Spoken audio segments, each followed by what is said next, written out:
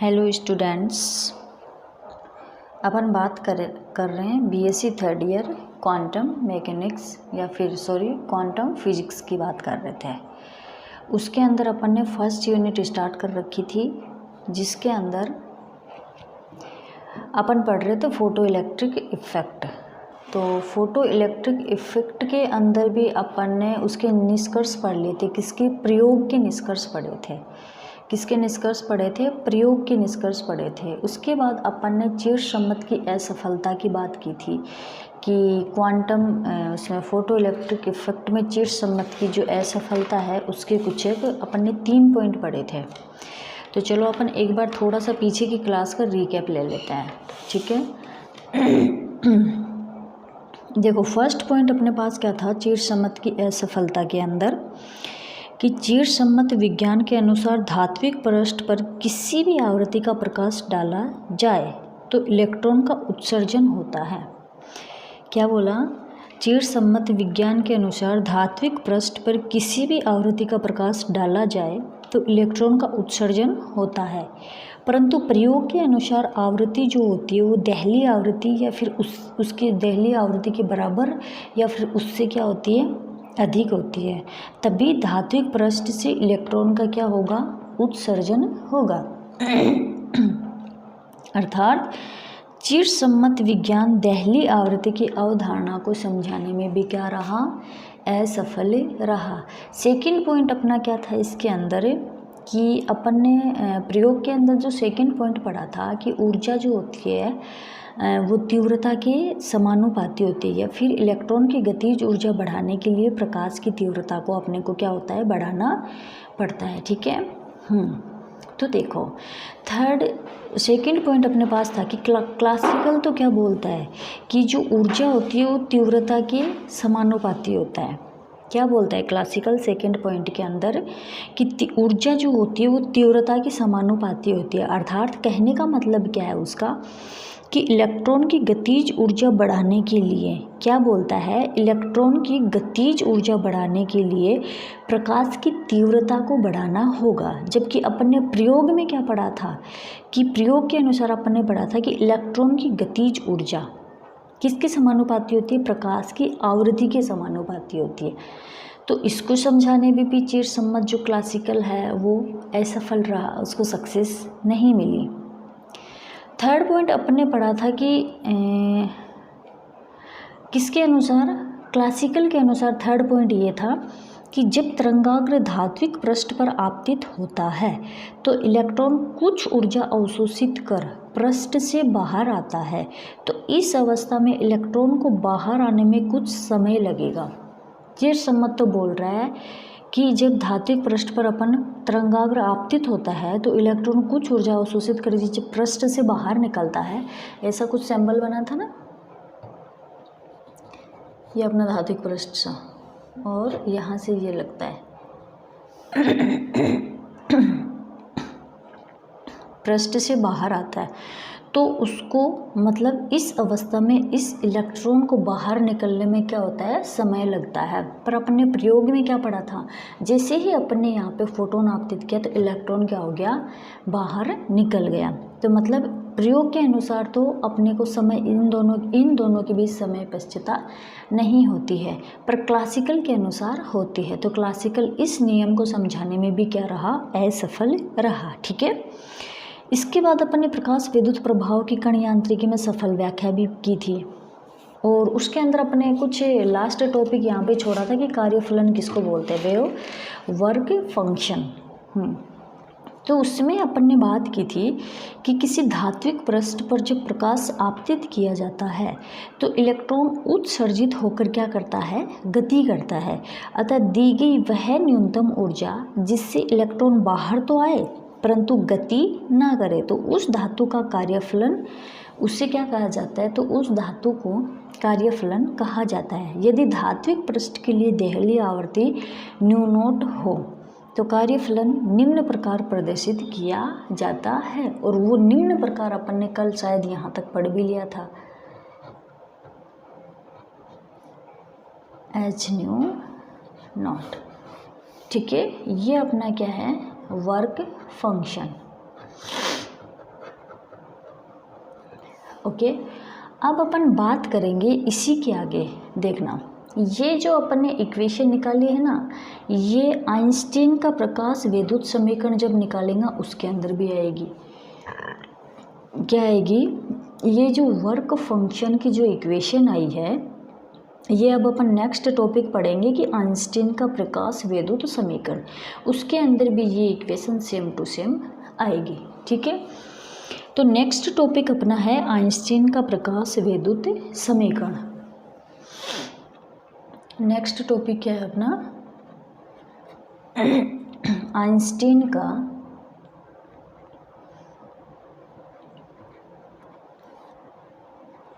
प्रकाश विद्युत समीकरण। प्रकाश विद्युत समीकरण। अब जब अपन आइंस्टीन के प्रकाश विद्युत की जो समीकरण निकालेंगे, वो इसकी इक्वेशन और ये दोनों वर्क फंक्शन और प्रकाश विद्युत समीकरण आइंस्टीन के दोनों क्या हैं? सेम सेम है। तो चलो अपन निकालते हैं। देखो, मैंने आपको कुछ बताया था, चलो अपन बात करते हैं। ये अपन ने कोई धात्विक पृष्ठ लिया, ठीक है, ओके। इसके ऊपर मैंने यहाँ से प्रकाश आपतित किया। अब प्रकाश आपतित किया तो यहाँ से इलेक्ट्रॉन उत्सर्जित होगा। अब ये जो इलेक्ट्रॉन उत्सर्जित होता है, इसको मैंने यहाँ पे कोई नाम दे दिया W0, यानी कि कार्य फलन। ठीक है, अब जब मैंने यहाँ से फोटोन आपतित किया, इलेक्ट्रॉन उत्सर्जन हुआ, तो ये इलेक्ट्रॉन यहाँ से गति करता हुआ यहाँ जाएगा। तो ये जो यहाँ से गति करता हुआ जाएगा, उसको आप क्या बोलोगे? गतिज ऊर्जा बोलोगे। किसकी गतिज ऊर्जा बोलोगे? इलेक्ट्रॉन की गतिज ऊर्जा बोलोगे। तो ये क्या है अपने? गतिज ऊर्जा। गतिज ऊर्जा आप लोगों को पता है काइनेटिक एनर्जी क्या होती है? 1/2 mv² होती है। तो 1/2 mv मैक्स स्क्वायर। अब आप लोग बोलोगे कि मैम यहाँ पे मैक्स क्यों लगाया? चलो आ जाओ, बात करते हैं अपन कि यहाँ पे मैक्स क्यों लगाया। ये क्या है? अपना धात्विक पृष्ठ। ठीक है जी, चलो अब मैं क्या बोलती हूँ कि देखो, मैंने यहाँ पर एक धात्विक पृष्ठ लिया। क्या लिया? कोई धात्विक पृष्ठ लिया, और धात्विक पृष्ठ से अगर मैंने फोटोन आपतित किया या प्रकाश आपतित किया है, तो उस प्रकाश की कुछ न कुछ ऊर्जा होगी। तो मान लो यहाँ से मैंने कुछ प्रकाश आपतित किया, और उस प्रकाश की कुछ एनर्जी या फिर कुछ ऊर्जा तो यहाँ पे उत्सर्जित हो गई। और यहाँ पे जो ऊर्जा उत्सर्जित हुई है, उससे ज़्यादा ऊर्जा की वैल्यू अपने यहाँ क्या हो गई? बाहर निकल गई। कहने का मतलब क्या? देखो, मान लो मैंने यहाँ से फोटोन से कोई 25 इलेक्ट्रॉन वोल्ट, या यूँ मानो कि हाँ 25 hν का मैंने प्रकाश आपतित किया। ठीक है, किया। अब यहाँ पे इलेक्ट्रॉन उत्सर्जित होगा, तो कहने की मतलब क्या है कि 25 इलेक्ट्रॉन वोल्ट में आ रहा है यहाँ से प्रकाश। अगर 25 इलेक्ट्रॉन वोल्ट से यहाँ पे प्रकाश आ रहा है, तो 2 इलेक्ट्रॉन वोल्ट तो यहाँ पे खर्च हो जाएगा। और बचा क्या लास्ट में? 23 बचा। तो जो 23 इलेक्ट्रॉन वोल्ट है वो यहाँ से बाहर चला जाएगा। तो मुझे ये बताओ कि मैंने यहाँ पे 25 इलेक्ट्रॉन वोल्ट अपना आया, तो 2 इलेक्ट्रॉन वोल्ट यहाँ पे खा गया और बाकी का क्या गया? आगे चला गया। तो इसकी वैल्यू ज़्यादा है या फिर इसकी वैल्यू ज़्यादा है? बाहर आया उसी की वैल्यू ज़्यादा है। तो कहने का मतलब क्या है कि गतिज ऊर्जा की वैल्यू ज़्यादा है, तो इसलिए मैंने यहाँ पे क्या कर दिया? मैक्सिमम लगा दिया। क्लियर है यहाँ तक सबका? चलो, तो आइंस्टीन जी क्या बोलते हैं? आइंस्टीन क्या बोलते हैं? देखो, आइंस्टीन के अनुसार जब धात्विक पृष्ठ पर hν का प्रकाश आपतित करें, hν का प्रकाश आपतित करें किस पे? धात्विक पृष्ठ पर, तो उसकी ऊर्जा, धातु का कार्यफलन कितना है आप लोगों को पता है?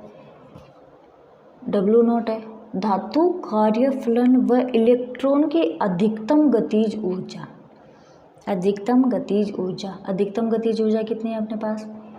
1/2 mv मैक्सिमम स्क्वायर, है कि नहीं है? में व्यय हो जाती है। ओके, तो आप लोग इसको देखो, इस तरीके से भी देख सकते हो। बाकी के ऊपर वाले मैटर को छोड़ दो, आप एक बार नीचे वाले की बस ओनली इस इक्वेशन को देखना। फोटोन की ऊर्जा, फोटोन की ऊर्जा क्या है? H new. धातु के कार्यफलन, धातु का कार्यफलन क्या है? धातु का कार्यफलन क्या है? Omega naught, sorry W not. देखो, फोटोन की ऊर्जा धातु के कार्यफलन और इलेक्ट्रॉन की अधिकतम गतिज ऊर्जा, धातु का कार्यफलन डब्ल्यू नॉट और इलेक्ट्रॉन की अधिकतम गतिज ऊर्जा के योग के तुल्य होती है। यही अपनी क्या है? प्रकाश विद्युत समीकरण है। यही अपनी क्या है? प्रकाश विद्युत समीकरण है। देखो, इसको मान लो मैंने इक्वेशन क्या दे दिया? 1 दे दिया। यहाँ तक क्लियर है? अगर किसी को भी कोई डाउट हो तो पूछ लो। चलो मैं एक बार रिपीट कर देती हूँ इस चीज़ को वापस। मान लो मैंने ये कोई धात्विक पृष्ठ लिया, ठीक है।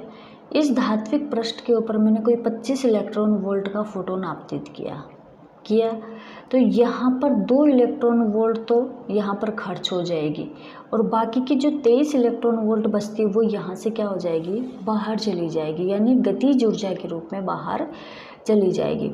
इसलिए मैंने इसको यहाँ पे क्या बोल दिया? गतिज ऊर्जा। आप लोग 11th-12th से पढ़ते आ रहे हो कि गतिज ऊर्जा, काइनेटिक एनर्जी क्या होती है और पोटेंशियल एनर्जी क्या होती है। तो काइनेटिक एनर्जी क्या होती है कि 1/2 mv² होती है। पर यहाँ पे मैक्सिमम अपन ने इसलिए लगाया क्योंकि यहाँ से इस वाले इलेक्ट्रॉन से ज़्यादा की गतिज ऊर्जा बाहर निकली है, इसलिए मैंने इसको क्या बोल दिया? यहाँ पे मैक्सिमम लगा दिया, ठीक है। तो कहने का मतलब क्या है कि फोटोन की ऊर्जा, फोटोन की ऊर्जा धातु का कार्यफलन डब्ल्यू नॉट और इलेक्ट्रॉन की अधिकतम गतिज ऊर्जा के योग की क्या होता है? तुल्य होता है।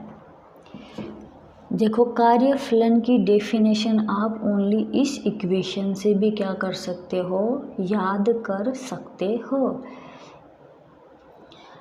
फोटोन की ऊर्जा धातु का कार्यफलन और इलेक्ट्रॉन की अधिकतम गतिज ऊर्जा के योग के तुल्य होती है, ठीक है। तो देखो, आइंस्टीन के अनुसार क्या बोलता है आइंस्टीन? देखो जी, आइंस्टीन के अनुसार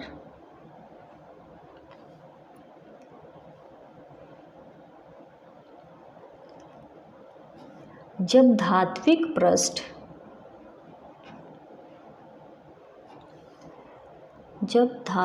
पृष्ठ पर एच न्यू ऊर्जा का फोटोन आपतित किया जाता है, फोटोन आपतित किया जाता है, तो उसकी ऊर्जा धातु कार्यफलन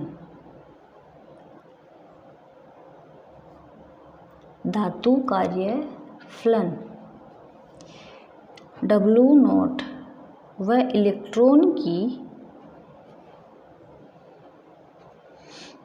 अधिकतम गतिज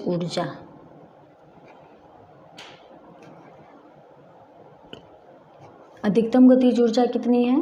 1/2 mv मैक्सिमम, 1/2 mv² मैक्सिमम में व्यय हो जाती है,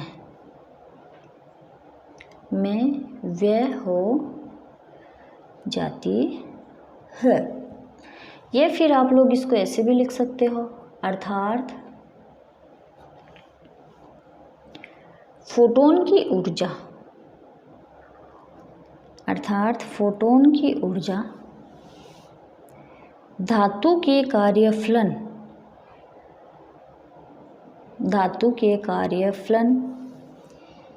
W0 और इलेक्ट्रॉन की अधिकतम गतिज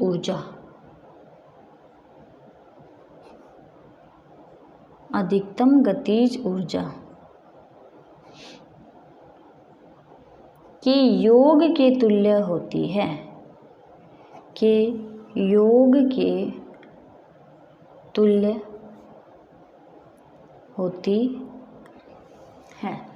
ठीक है।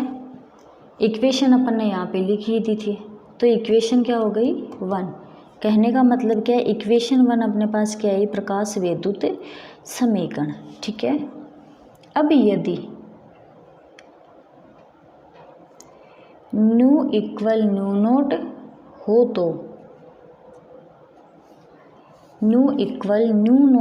तो 1/2 mv मैक्सिमम स्क्वायर इक्वल क्या होगा 0 होगा। क्या होगा 0 होगा। अब ये value new equal new note वाली वैल्यू इक्वेशन 1 में पुट कर देंगे, ठीक है। पुट वैल्यू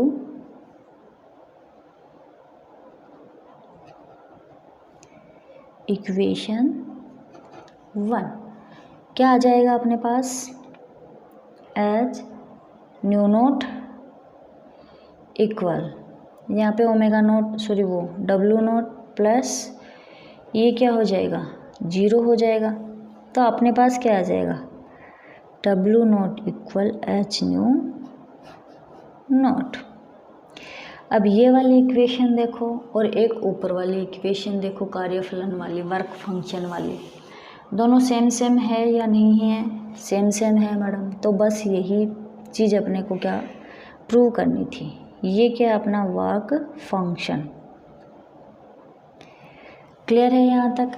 चलो अब अपन बात करते हैं क्वांटम मैकेनिक्स में प्रकाश विद्युत प्रभाव का निष्कर्ष। क्या करेंगे, क्वांटम मैकेनिक्स में प्रकाश विद्युत प्रभाव के निष्कर्ष के बारे में अपन बात करेंगे। आ जाओ।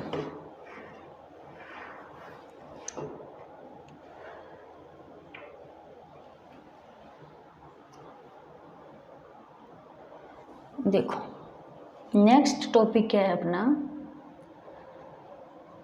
क्वांटम मैकेनिक्स में यानी कि कण यांत्रिकी में प्रकाश विद्युत प्रभाव के निष्कर्ष, फोटोइलेक्ट्रिक इफेक्ट, प्रकाश विद्युत प्रभाव के निष्कर्ष।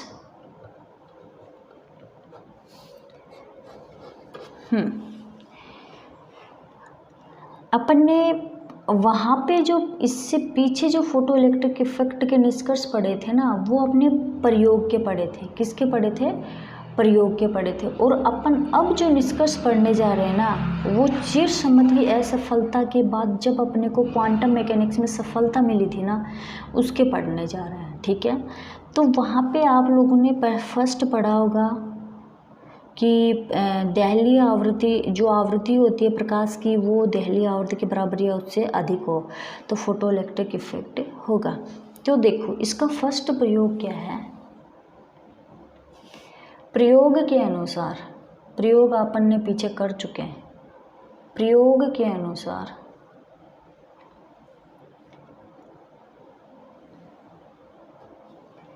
आवृत्ति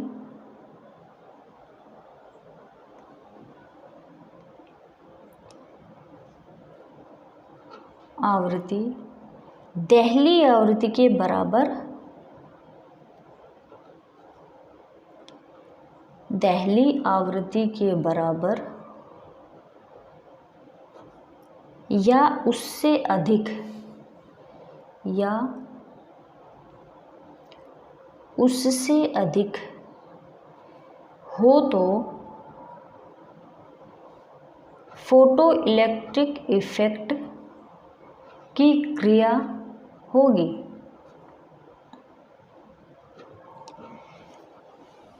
क्या बोल रहा है देखो, फर्स्ट पॉइंट कि प्रयोग के अनुसार आवृत्ति जो होती है वो दहली आवृत्ति के या तो बराबर होगी या फिर उससे अधिक होगी। अगर ये दोनों कंडीशन लागू होती है तो वहाँ पे फोटो इलेक्ट्रिक इफेक्ट की क्रिया होगी। तो प्रकाश विद्युत समीकरण से from equation photo electric effect, okay जी। तो फोटो इलेक्ट्रिक इफेक्ट की इक्वेशन क्या आई थी अपने पास ऊपर, H nu equal W naught plus 1/2 mv maximum square, यही आई थी। चूंकि डब्लू नोट इक्वल अपन ने क्या लिखा था वहाँ पे, एच न्यू नोट, पीछे आप लोग कार्य फंक्शन की जो वेव फंक्शन की जो निकाली थी ना, वो सॉरी वर्क फंक्शन की जो इक्वेशन निकाली थी, वहाँ पे आप लोगों ने देखा होगा कि डब्लू नोट इक्वल क्या लिख रखा है, एच न्यू नोट लिख रखा है। तो डब्लू नोट की जगह अपन क्या वैल्यू पुट कर देंगे, एच न्यू नोट। तो क्या हो जाएगा, H nu equal H new note plus 1/2 mv maximum square. तो ये अपने पास क्या आ जाएगा, 1/2 mv maximum square equal H new minus H new not. होगा कि नहीं होगा, होगा। तो चलो अब ये अपने पास क्या आ जाएगी, 1/2 mv maximum square equal H अपन ने कॉमन ले लिया, यहाँ से बचा क्या, न्यू माइनस न्यू नॉट। ये अपने पास क्या आई, इक्वेशन आई।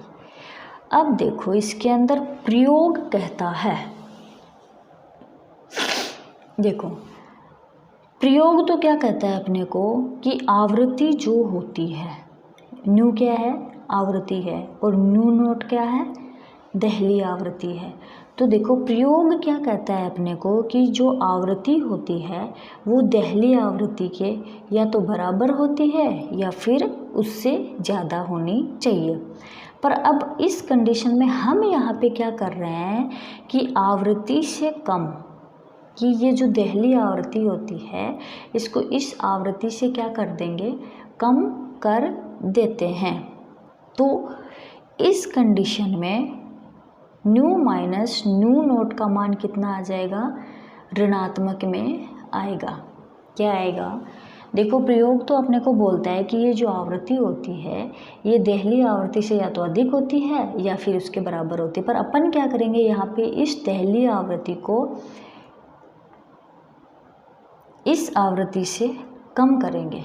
कम कौन सी कंडीशन में होगी, तो इस कंडीशन में अगर ये जो आवृत्ति है ये इससे, यानी कि ये जो आवृत्ति दहली आवृत्ति से अगर कम हो गई तो इस पूरी का मतलब न्यू माइनस न्यू नोट का वैल्यू क्या आ जाएगी, ऋणात्मक में आएगी। तो मान लो न्यू की वैल्यू मैंने यहाँ पे क्या ली 50 और न्यू नोट की वैल्यू क्या ली मैंने यहाँ पे 56, ठीक है। अब इन दोनों को अपन यहाँ पे वैल्यू पुट करेंगे तो वैल्यू किसकी ज़्यादा आएगी, 6 आएगी माइनस की 6, तो इसकी वैल्यू ऋणात्मक में आई कि नहीं आई, आ गई। चलो तो फिर बराबर वाली भी अगर ये वैल्यू नेगेटिव में आएगी तो ये बराबर वाली भी क्या आएगी, बराबर में कौन है इसके, गति जुड़ जाए। कहने का मतलब क्या है, अगर मैंने दहली आवृत्ति को आवृत्ति से अधिक करने की कोशिश की तो न्यू माइनस न्यू नोट की वैल्यू क्या आ जाएगी, ऋणात्मक में आएगी। अगर इसकी वैल्यू ऋणात्मक में आएगी तो इसके जो बराबर में है गतिज ऊर्जा, उसकी वैल्यू भी क्या आएगी, ऋणात्मक में आएगी। और भैया जी आप लोग पढ़ के आए हो पीछे कि दहली जो गतिज ऊर्जा जो होती है, काइनेटिक एनर्जी जो होती है, वो कभी भी ऋणात्मक में नहीं आती है। किस में आती है, पॉजिटिव में आती है। यानी कि गतिज ऊर्जा हमेशा, गतिज ऊर्जा का मान क्या होता है, धनात्मक राशि होती है गतिज ऊर्जा एक। तो देखो यहाँ पे क्या है, mv², ठीक है।